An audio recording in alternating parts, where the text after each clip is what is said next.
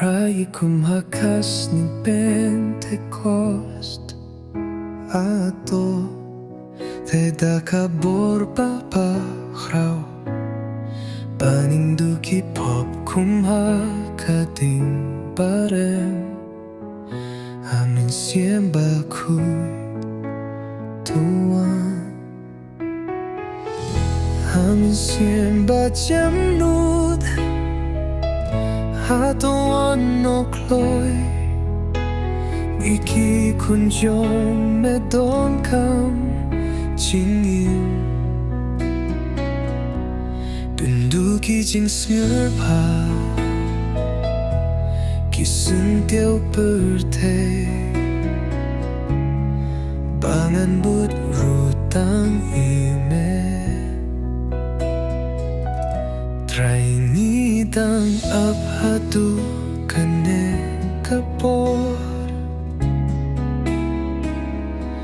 Ya uman siemba kuit kajing kular Bamenteno hapteng jongi menta Ya uman siemba kuit kapor Aman siemba jamnod adu Aman siemba jamnod Hatuan no kloy Ngiki kunjong medon kam Jingin Pinduki jing snupa Kisun tiêu berte Bangan buru tang yame Try ngidang apatu kane kapor Ya umen siemba kuit kajing kular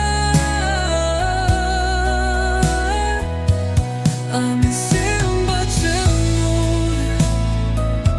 Atuan no kloy Niki kunjong medon kam jingin